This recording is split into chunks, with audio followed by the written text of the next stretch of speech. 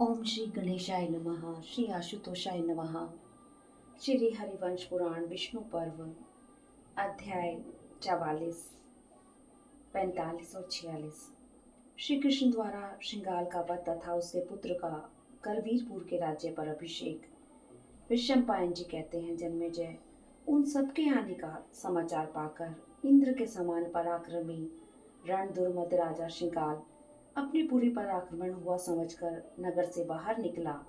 वह एक श्रेष्ठ रथ पर चढ़कर चला। उसका वह रथ सूर्य के समान तेज पुंज से प्रकाशित हो रहा था। वह रणभूमि में अप्रतिहत गति से जाने वाला था। उसमें सभी तरह के अस्त्र शस्त्र भरे हुए थे। उसके पहियों की जो घरघराहट होती थी, वही मानो उसका अट्ठास था। उसका आकार मंद्राचल के समान था। उस रथ को विचित्र आभरणों से विभूषित किया गया था। वह अक्षय सायकों से भरे हुए तुर्नियों से परिपूर्ण था तथा समुद्र की गंभीर गर्जना के समान गड़गड़ाहट पैदा करता था। उसमें हरे रंग के शीघ्रगामी घोड़े जुते हुए थे। वह पर्वत के शिखरों पर भी कहीं अटकता नहीं था। उसके कुबर के भीतरी भाग में सोना जड़ा हुआ था। उसका धुरा भी सुदृढ़ था। उस रथ की बड़ी शोभा हो रही थी। वह सुंदर रस्सियों से भली भांति बंधा हुआ। उसकी दीप्ति सब ओर छिटक रही थी। वह पक्षीराज गरुड़ के समान तीव्र गति से चलने वाला और इंद्र के हरित अश्व से जुते हुए आकाशगामी पर्वताकार रथ की समानता करता था। श्रृंगाल ने नियम पूर्वक गायत्री जप करके सूर्य देव की आराधना की थी। उसका वह नियम पूर्ण होने पर साक्षात भगवान सूर्य ने उसे वह रथ दिया था जो सूर्य की किरणों के समान सुनहरी बागडोर से उस रथ के घोड़ों को काबू में लाया जाता था। शत्रुओं के रथों को नष्ट कर देने वाले उस श्रेष्ठ रथ के द्वारा राजा श्रृंगाल उसी तरह श्री कृष्ण पर चढ़ाया जैसे पतंगा आग पर टूट पड़ता है। उसके हाथ में धनुष और तीखे बाण शोभा पाते थे। वह कवच धारण करके सोने की माला से विभूषित था। उसकी चादर और पगड़ी श्वेत वर्ण की थी और नेत्र अग्नि के समान जलते से प्रतीत होते थे। वह बारंबार अपने दुस्सह धनुष को हिलाता हुआ उसकी प्रत्यंचा खींचता था और आग की ज्वालाओं से युक्त रोष जनित उच्छ्वास छोड़ रहा था। अपने आभूषण समूहों की प्रभाव से प्रकाशित होकर वह राजा श्रृंगाल मेरु पर्वत के समान शोभा पाता था और रथ पर बैठे हुए गिरिराज सा दृष्टिगोचर होता था।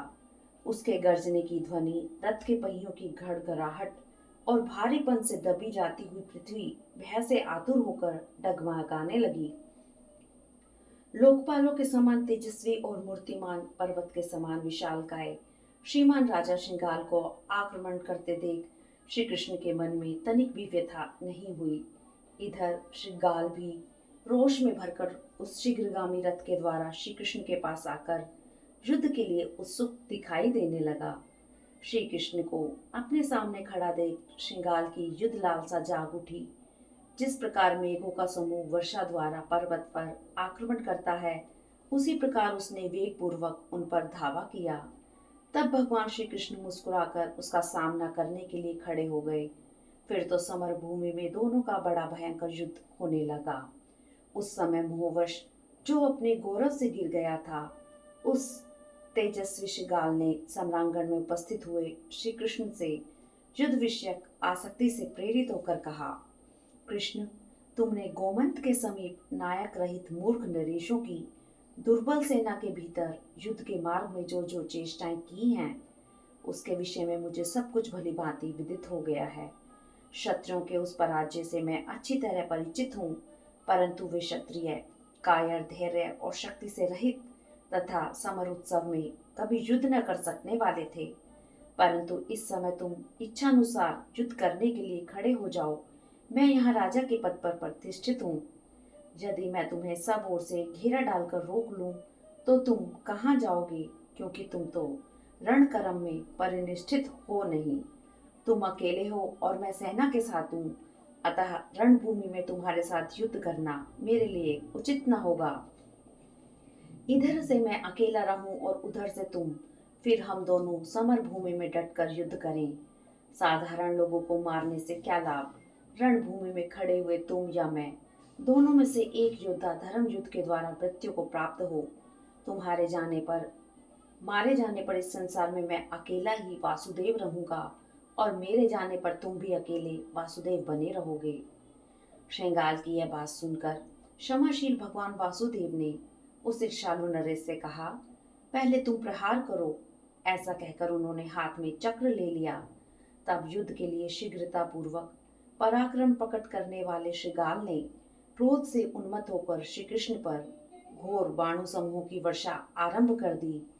प्रतापी श्रृंगाल ने उस युद्ध में गोविंद पर मूसल आदि अन्य शस्त्रों का भी प्रहार किया। श्रृंगाल के चलाए हुए अस्त्रों द्वारा जिनमें आग की लपटें उठ रही थी, निर्दयतापूर्ण आहत होने पर भी श्री कृष्ण पर्वत के समान अविचल भाव से खड़े रहे। उसके अस्त्रों के प्रहार से घायल होकर किंचित रोष से युक्त हुए भगवान गोविंद ने चक्र उठाकर श्रृंगाल पर प्रहार किया। रणदुर्मद महाबली श्रृंगाल घमंड में भरकर रथ पर ही बैठा रहा, अपनी जगह से हटा नहीं। भगवान के चलाए हुए चक्र ने समर भूमि में उस पर गहरी चोट की। इसके बाद सुदर्शन चक्र पुनः जगत गुरु भगवान श्री कृष्ण के हाथ में आ गया। उस चक्र से आहत होकर श्रृंगाल की छाती फट गई और वह वज्र के मारे हुए पर्वत की भांति खून की धारा बहाता हुआ प्राण शून्य होकर पृथ्वी पर गिर पड़ा। उसके जीवन का सारा आनंद उत्सव समाप्त हो गया। व्रजपात से धराशायी हुए पर्वत की भांति राजा श्रृंगाल को पृथ्वी पर पड़ा देख उसके मारे जाने पर उसके सारे सैनिक किंचित होकर भाग गए। कुछ सैनिक नगर में प्रवेश करके अत्यंत मोहग्रस्त, दुख से संतप्त तथा स्वामी के शोक से पीड़ित हो फूट फूट कर रोने लगे। कुछ सैनिक वहीं शोक करने लगे। वे स्वामी के उपकारों का स्मरण करके दुखी हो भूमि पर पड़े हुए भूपाल को छोड़ नहीं रहे थे। तदंतर शत्रुमर्दन कमल नयन श्री कृष्ण ने मेघ गर्जना के समान गंभीर स्वर से उन सब लोगों को अभय दान दिया। उन्होंने अंगुली पर्व से सुशोभित तथा चक्र धारण करने के योग्य उठे हुए दाहिने हाथ के द्वारा संकेत करके उन सबसे कहा, सैनिकों, तुम डरो मत। इस पापी के अपराध से मैं समर भूमि में निरपराध मनुष्य का वध नहीं करूंगा, क्योंकि यह वीरों का व्रत नहीं है। वे सैनिक अत्यंत दीन भाव से क्रंदन करते हुए उस समय पृथ्वी पर पड़े हुए पृथ्वीपति श्रृंगाल की ओर देख रहे थे। उनका सारा मुखमंडल आंसुओं से भीगा हुआ था। राजा का वक्षस्थल चक्र से विदीर्ण हो गया था। वह टूटे हुए शिखर वाले पर्वत के समान भूमि पर पड़ा था। वे समस्त सचिव तथा प्रजा वर्ग के लोग शोक के वशीभूत हो नेत्रों से अश्रुपात करते हुए अत्यंत दीन भाव से विलाप करने लगे। उन पूर्ववासियों के रोने के शब्द तथा फटे हुए स्वरों से अनिष्ट की आशंका करके राजा श्रृंगाल की रानियां भी पुत्रों को साथ लिए रोती हुई वहां निकल आई। अपने स्पृहणीय पति भूमिपाल श्रृंगाल को वहां धरती पर पड़ा देख वे रानियां अत्यंत आर्त हो अपनी उंगलियों से स्तनों को नोचती हुई करुण विलाप करने लगी। वे स्त्रियां अपनी छाती, वहां फैले हुए सिर के बालों को भी निर्दयता पूर्वक पीटती हुई फाड़ फाड़ कर रोने लगी। वे सब रानियां अत्यंत दुख से आतुर और मर्दित हो नेत्रों से आंसू बहाती हुई दोनों बाहें ऊपर उठाकर जड़ से कटी हुई लताओं की भांति राजा की छाती पर गिर पड़ी।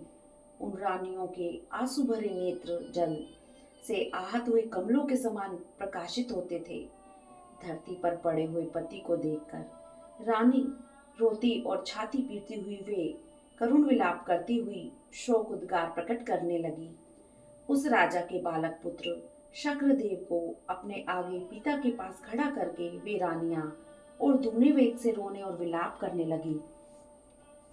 उस बालक के नेत्रों से भी आंसू बह रहा था।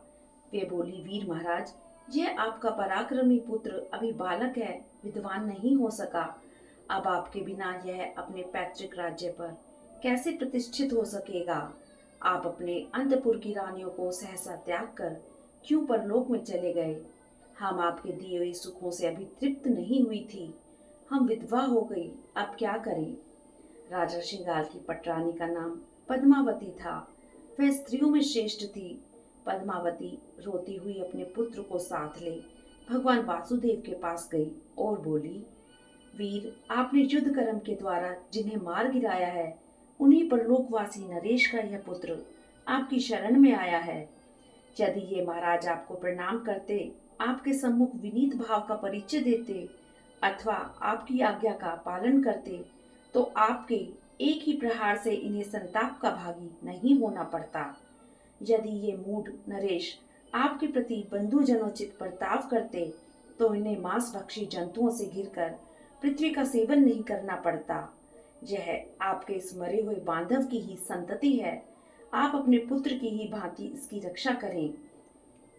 रानी का यह वचन सुनकर वक्ताओं में श्रेष्ठ यदुनंदन श्री कृष्ण ने मधुर वाणी में कहा, राजरानी, मेरा रोष तो इस दुरात्मा के मारे जाने के साथ ही दूर हो गया। अब हम स्वाभाविक स्थिति में हैं। मैं आपका वही भाई बंधु हूँ। साध्वी रानी, तुम्हारे इन निर्दोष वचनों से मेरा सारा क्रोध दूर हो गया। राजा श्रृंगाल का जो यह पुत्र है, यह मेरे लिए भी पुत्र के ही समान है, इसमें संशय नहीं है। मैं इसके सुख के लिए इसे अभय देने के साथ ही इसका राज्याभिषेक भी कर दूंगा। आप समस्त प्रकृतियों तथा मंत्री और पुरोहितों को भी बुलाइए, जिससे आपके इस पुत्र को इसके बाप दादों के राज्य पर अभिषिक्त कर दिया जाए। तदंतर सारी प्रजा, पुरोहित और मंत्री भी राजकुमार का अभिषेक करने के लिए उस स्थान पर आए जहां श्री बलराम और श्री कृष्ण विराजमान थे। इसके बाद पराक्रमी भगवान जनार्दन ने राजकुमार को राज्य सिंहासन पर बिठाकर दिव्य अभिषेक की विधि से उसका राज्य अभिषेक कर्म संपन्न किया। श्रृंगाल के पुत्र को करवीरपुर के राज्य पर अभिषिक्त करके श्री कृष्ण ने उसी दिन वहां से शीघ्रता पूर्वक प्रस्थान कर देना उचित समझा। जैसे इंद्र स्वर्ग लोक को जाते हैं, उसी प्रकार भगवान श्री कृष्ण भी युद्ध में प्राप्त हुए उस अश्वयुक्त रथ के द्वारा मथुरा के पथ पर चल दिए। शत्रुओं को संताप देने वाला धर्मात्मा राजा शक्रदेव भी माता के साथ बालक, वृद्ध और युवती आदि सारी प्रकृतियों को साथ ले रण दुर्मद श्रृंगाल के शव को पालकी में सुलाकर सब लोग संगठित हो नगर से दूर के रास्ते पर पश्चिम की ओर चले। शमशान भूमि में ले जाकर अंत्येष्टि की विधि से उन सब ने शक्रदेव द्वारा राजा का दाह संस्कार करवाया और पितरों के लिए पारलौकिक कृत्य का संपादन कराया। राजा के उद्देश्य से सहस्त्रों प्रकार की वस्तुएं श्राद्ध में देकर उन सब ने श्रृंगाल के लिए नाम गोत्र आदि के उच्चारण पूर्वक जलदान किया। इस प्रकार पिता की घोर मृत्यु हो जाने पर शोक से व्याकुलचित हुए राजा शक्रदेव ने उन्हें जलांजलि देकर अपने उत्तम नगर में प्रवेश किया। इस प्रकार श्री महाभारत के खिलबाग हरिवंश के अंतर्गत विष्णु पर्व में श्रृंगाल का वध नामक 44वां अध्याय पूरा हुआ। ओम नमो भगवते वासुदेवाय नमः। 45वां अध्याय बलराम और श्री कृष्ण का मथुरा में प्रत्यागमन और स्वागत। वैशंपायन कहते हैं, जन्मेजय, तदंतर वे दोनों भाई चेदीराज दमघोष के साथ मिलकर यात्रा करने लगे। मार्ग के नियमानुसार चलते हुए उन्होंने बीच बीच में 5 रात निवास किया, किंतु दमघोष के साथ रहने से उन्हें ऐसा प्रतीत हुआ कि हम एक ही रात मार्ग में रहे हैं। इस प्रकार परमानंद से संपन्न हो वे दोनों वीर वसुदेव कुमार साथ साथ थोड़े ही समय में मथुरा नगरी में जा पहुंचे। उस समय उग्रसेन आदि सभी यादवों ने सेना सहित आगे आकर प्रसन्नचित से उन दोनों यदुनंदन वीरों का स्वागत किया। अनेक प्रकार के शिल्पों द्वारा जीवन निर्वाह करने वाले नाना जाति के शिल्पी, प्रजावर्ग, मंत्री तथा बालकों और वृद्धों सहित सारी मथुरापुरी में यथाउचित रीति से उनके स्वागत में जुटी थी। आनंदवर्धक मंगलवाद बजाने लगे। उन दोनों पुरुष प्रवर वीरों की स्तुति होने लगी। अब सब ओर की गलियां और सड़कें पताकाओं से अलंकृत हो उत्तम शोभा पाने लगी। उन दोनों भाइयों के आने से इंद्र उत्सव के समान सारी पुरी परम शोभा से संपन्न हो हर्ष से खिल उठी। सर्वत्र आनंद छा गया। सड़कों पर आनंद मग्न हुए गायक यादवों को प्रिय लगने वाली आशीर्वाद युक्त गाथाएं गा रहे थे और सर्वत्र यह घोषणा करते थे कि यादवों विश्व विख्यात वीर दोनों भाई श्री कृष्ण और बलराम अब अपने नगर में आ गए हैं, अतः सब लोग निर्भय होकर सुखपूर्वक क्रीड़ा करो। बलराम और श्री कृष्ण के आ जाने पर उस मथुरापुरी में कोई भी दीन, मलिन अथवा उदास चित्त नहीं दिखाई देता था। पक्षी सुमधुर बोली बोलते थे, गऊ, घोड़े और हाथी भी बहुत प्रसन्न थे तथा स्त्रियों और पुरुषों के मन को बड़ा सुख मिला। शीतल और सुखदायिनी हवाएं चलने लगी, दसों दिशाओं में धूल उड़ गई, मंदिरों में स्थित संपूर्ण देवता भी प्रसन्न हुए। सतयुग आने पर इस जगत में जो जो लक्षण एवं वृतांत घटित होते हैं, वे सब के सब श्री कृष्ण और बलराम के आगमन पर प्रत्यक्ष दिखाई देने लगे। तदंतर मंगलमय पुण्य मुहूर्त में दोनों शत्रुमर्दन वीर उस अश्वयुक्त रथ के द्वारा मथुरापुरी में प्रविष्ट हुए। उस रमणीयपुरी में प्रवेश करते समय श्री कृष्ण और बलराम के पीछे समस्त यादव उसी प्रकार चले जैसे देवता इंद्र के पीछे चलते हैं। जैसे चंद्रमा और सूर्य सुमेरु पर्वत की गुफा में प्रवेश करते हों, उसी प्रकार वे दोनों यदुनंदन वीर पिता वसुदेव के घर में प्रविष्ट हुए। उस समय उन दोनों के मुख पर प्रसन्नता छा रही थी। वहां अपने घर में आयुधों को रखकर वे दोनों यदुकुल तिलक वसुदेव पुत्र सब इच्छानुसार विचरते हुए आनंद मग्न रहने लगे। तदंतर वासुदेव जी के दोनों चरणों को दबाकर राजा उग्रसेन तथा अन्य प्रधान यदुवंशियों का यथाउचित सत्कार करने के पश्चात उन सब के द्वारा स्वयं भी अभिनंदित हो वे दोनों भाई प्रसन्न मन से माता के ही महल में चले गए। इस प्रकार एक ही तत्व के बने और एक ही उद्देश्य की सिद्धि के लिए प्रकट हुए वे दोनों श्री कृष्ण और बलराम राजा उग्रसेन के अनुगामी होकर कुछ काल तक वहां सुख से रहे। इस प्रकार श्री महाभारत के खिलबाग हरिवंश के अंतर्गत विष्णु पर्व में बलराम और श्री कृष्ण का मथुरा में प्रतिआगमन विषय 45वां अध्याय पूरा हुआ। ओम नमो भगवते वासुदेवाय नमः। 46वां अध्याय बलराम जी की व्रज यात्रा तथा उनके द्वारा यमुना जी का आकर्षण। वैशंपायन जी कहते हैं, जन्मेजय, कुछ काल के अनंतर गोपों के सौहार्द का स्मरण करके श्री कृष्ण की अनुमति ले बलराम जी अकेले ही ब्रज में गए। वहां जाकर उन्होंने बहुत से बड़े बड़े सुगंधित वन तथा सरोवर देखे जो पहले उनके उपभोग में आ चुके थे।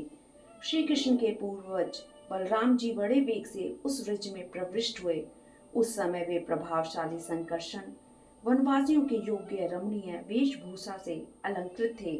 शत्रुदमन बलराम पहले की ही भांति उसी तौर तरीके से अवस्था की छोटाई बढ़ाई के अनुसार यथा योग्य सब गोपों के साथ मिले और प्रेम पूर्वक उनसे बातचीत करने लगे। उन्होंने पूर्ववत सबका हर्ष बढ़ाते हुए सबसे उसी तरह बातें की तथा गोपियों के साथ भी पहले जैसी ही मधुर चर्चाएं छेड़ दी। मन को आनंदित करने वाले पुरुषों में श्रेष्ठ बलराम जी परदेश में रहकर फिर लौटे थे और गोपों के बहुत ही प्रिय थे। अतः मधुरभाषी बड़े बड़े गोपों ने उनसे कहा, यदुकुल को आनंदित करने वाले माँ बाप, तुम्हारा स्वागत है। आज हम बहुत खुश हैं क्योंकि हमें दीर्घ काल के बाद तुम्हें देखने का सौभाग्य प्राप्त हुआ है। तुम जो पुनः लौटकर यहाँ आए हो, इससे हम बहुत संतुष्ट हैं। शत्रुओं को भय देने वाले वीर बलराम की तीनों लोकों में प्रसिद्धि है। यादव नंदन, यहाँ आकर तुमने हमारा गौरव बढ़ाया है, यह तुम्हारे लिए उचित ही है। अथवा तात, अपनी जन्मभूमि में सभी प्राणियों को सुख मिलता है।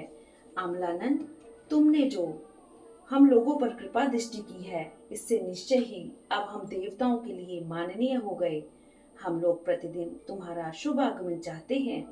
बड़ी सौभाग्य की बात है कि तुम दोनों भाइयों के द्वारा वे मल मारे गए, कंस में मार दिया गया, उग्रसेन का राज्य पर अभिषेक हो गया। साधु स्वभाव के कारण ही सब लोगों ने उनको राज्य पर अभिषिक्त किया है। हमने यह भी सुना है कि समुद्र में पंचजान नामक मगरमच्छ के साथ तुम लोगों का युद्ध हुआ था, जिसमें वह मारा गया। तत्पश्चात मथुरा में जरासंध के साथ बड़ा भारी युद्ध हुआ। इतना ही नहीं, हमारे सुनने में यह भी आया है कि गोमंत पर्वत के निकट शत्रुओं के साथ तुम लोगों का घोर युद्ध हुआ था। उस संग्राम में राजा दरद का वध हुआ और जरासंध की पराजय हुई।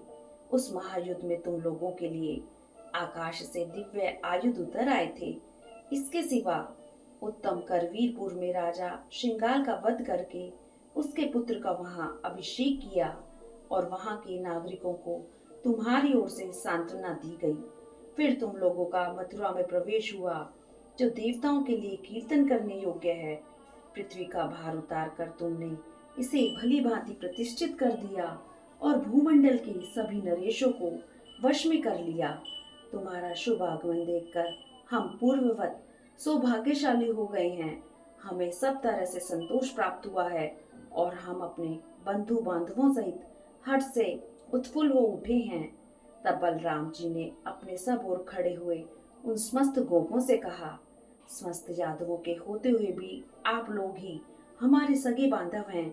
यहीं हम लोगों का बचपन बीता, यहीं हम खेले कूदे। आप लोगों ने पाल पोस कर हमें बड़ा किया, फिर हम आपको कैसे भुला सकते हैं। हमने आपके घरों में खाया पिया, गहुएं चराई और आप सब हमारा अनुराग रखने वाले बंधु बांधव है। हल धारण करने वाले बलराम जी जब इस प्रकार यथार्थ बात कह रहे थे, उस समय उनकी बातें सुनकर व्रत सुंदरियों के मुख पर पुनः प्रसन्नता छा गई। महाबली बलराम वन के भीतर जाकर सुखपूर्वक विचरने लगे। इसी समय उनके मनोभाव को जानकर देश काल के ज्ञाता गोपालगण उनके लिए वारुणी ले आए। फिर उन बंधुजनों से घिरे हुए घोर कांति बलराम ने उस समय उसका पान किया। वन में गए हुए बलराम जी ने जो मधु पिया था वह कुछ नशा लाने वाला था। उसके पीने के बाद ग्वाल बाल उनके लिए वन के नाना प्रकार के पुष्प और फल ले आए, जो अभी नए होने के कारण बड़े रमणीय लगते थे।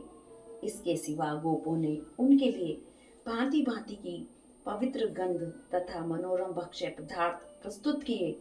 तुरंत के लाए हुए विकसित कमल और उत्पल भी भेंट किए। बलराम जी के सिर के बाल बड़े मनोहर थे। उस पर रखा हुआ मुकुट कुछ टेढ़ा था। उसके एक कान में सुंदर कुंडल लटक रहा था। वक्षस्थल चंदन के अनुलेप से आर्द्र एवं पीत था। उस पर वनमाला लटक रही थी। ऐसे वक्ष से बलराम जी की वैसी ही शोभा होती थी जैसे कैलाश पर्वत से मंदराचल सुशोभित होता है।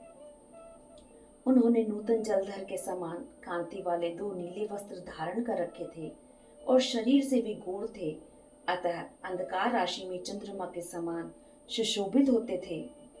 उनके एक हाथ में सर्प शरीर के समान हल चोबा पाता था और दूसरे में प्रकाशमान मूसल।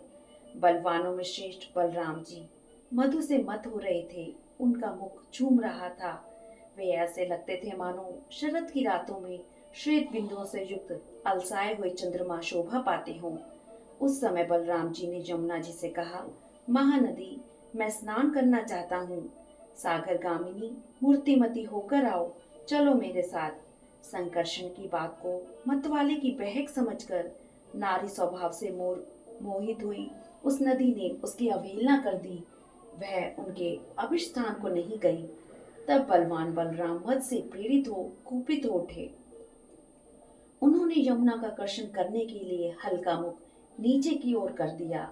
यमुना को खींचते समय उनके गले में जो कमल पुष्पों की मालाएं टूटकर पृथ्वी पर गिरी, वे पुष्प कोशों द्वारा सुगंधित पराग से अरुण रंग का जल छोड़ने लगी, जिसका अग्रभाग कुछ झुका हुआ था। उस हल को यमुना के तट से लगाकर स्वेच्छाचारिणी वनिता के समान उस महानदी को अभिष्ट दिशा की ओर खींचा। उसका जल स्रोत शुद्ध हो उठा। कुंडों में जो अगाध जल राशि का संचय था वह वहां से निकलने लगा और वह नदी भयभीत से होकर हल के बनाए हुए मार्ग से चलने लगी। हल की रेखा ही उसे गंतव्य मार्ग का आदेश दे रही थी। सीधे मार्ग पर वेग से बहने वाली वह नदी टेढ़े रास्ते पर मंथर गति से चलने लगी। वह संकर्षण के भय से त्रस्त हुई किसी युवती की भांति व्याकुल हो उठी थी। दोनों किनारे ही उसके नितंब थे। रक्त कमलों का समूह ही उसके अरुण अधरों का प्रतीक था।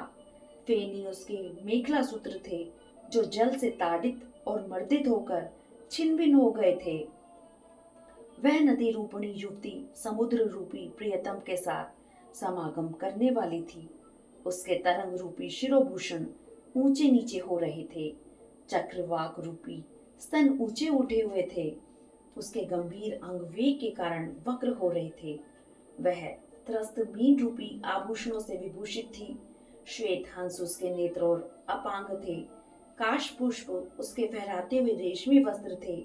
तटवर्ती पौधे उसके केश थे तथा जल का प्रवाह ही उसकी स्खलित गति का प्रतीक था। उसके नेत्र प्रांत मानो हल्की नोक से छिल गए थे। वह सागरगामिनी शुभ हो उठी थी। वह कुटिलता एवं मत वाली स्त्री के समान खुली सड़क पर चल रही थी। ऊंचे नीचे प्रवाह ही उसकी स्खलित गति के सूचक थे। वह उस विपरीत मार्ग पर लाई गई थी जिस ओर वृंदावन सुशोभित होता था। यमुना नदी वृंदावन के बीच से लाई गई थी। जल में निवास करने वाले पक्षी उसके साथ साथ बोलते हुए आ रहे थे। उन पक्षियों के शब्दों में मानो वह नदी ही जोर जोर से रो रही थी। वह नदी जब वृंदावन को लाग गई तब स्त्री रूप में प्रकट हो बलराम जी से बोली, नाथ प्रसन्न हुई, मैं आपके इस विपरीत कर्म से बहुत डर गई हूँ। मेरा यह रूप और जल विपरीत हो गया है। रोहिणी नंदन महाभाव, आपने इस तरह मुझे खींचकर नदियों के बीच में असती बना दिया, मुझे मेरे मार्ग से भ्रष्ट कर दिया। जब मैं समुद्र में निकट जाऊंगी उस समय मेरी सौत वेग से गर्वित होकर अपने फीन रूपी हांसों द्वारा मेरी हंसी उड़ाएंगी। मुझे जल के द्वारा विपरीत गामिनी बताएंगी। श्री कृष्ण के बड़े भैया वीर श्रेष्ठ, आप मुझ पर कृपा करें। मैं आपसे याचना करती हूँ, आप मुझ पर सदा प्रसन्नचित रहें। हलायुध, मैं आपके हल से यहाँ तक खींच लाई गई हूँ। आप अपने इस रोष को लौटा लें। मैं आपके चरणों में मस्तक रखती हूँ। मुझे राह बताइए, मैं कहाँ जाऊं? वह शंपायन जी कहते हैं, जन्मेजय, समुद्र पत्नी यमुना को प्रेम से नतमस्तक हुई देख मधु के मत से कलांत हुए बलराम जी ने यह बात कही। शुभे प्रिय दर्शने, मैंने हल के द्वारा तुम्हें जाने के लिए मार्ग बता दिया है। तुम इस सारे प्रदेश को अपना जल देकर आप लावित हो। शुभ्र सागरगामिनी महाभागे, यह तुम्हारे लिए संदेश कहा गया है। शांति धारण करो और जहां तुम्हारी मौज हो चली जाओ। जब तक यह संसार रहेगा तब तक मेरा यह सुयश भी बना रहेगा। यमुना जी का आकर्षण हुआ देख समस्त ब्रजवासियों ने उस समय साधु साधु कहकर बलराम जी को प्रणाम किया। महाभागा यमुना तथा उन समस्त ब्रजवासियों को विदा करके प्रहार करने वालों में श्रेष्ठ रोहिणी पुत्र बलराम जी ने मन ही मन कुछ सोचकर पुनः शीघ्र ही मथुरा को प्रस्थान किया। मथुरा पहुंचकर बलराम ने पृथ्वी के सारभूत अविनाशी मधुसूदन को भवन के भीतर शैया पर करवट बदलते देखा। तब उसी राहगीर के वेश में बलराम जी ने नूतन वनमाला से विभूषित सुंदर वक्षस्थल द्वारा भगवान जनार्दन का आलिंगन किया। लांगनधारी बलराम को शीघ्रता पूर्वक आते देख गोविंद ने सहसा उठकर उनके लिए उत्तम आसन दिया। जब बलराम जी बैठ गए तब श्री कृष्ण ने उनसे व्रज की कुशल पूछी, समस्त बांधवों तथा गौओं के विषय में भी जिज्ञासा की। तब बलराम जी ने उत्तम भाषण करने वाले भाई श्री कृष्ण को इस प्रकार उत्तर दिया, श्री कृष्ण, तुम जिनकी कुशल चाहते हो उनकी सर्वत्र कुशल है। तदंतर वसुदेव जी के आगे बलराम और श्री कृष्ण की विचित्र अर्थ से युक्त पवित्र एवं पुरातन कथाएं होने लगी। इस प्रकार श्री महाभारत के खिलवाड़ हरिवंश के अंतर्गत विष्णु पर्व में बलराम जी के द्वारा यमुना जी का आकर्षण विषयक 46वां अध्याय पूरा हुआ।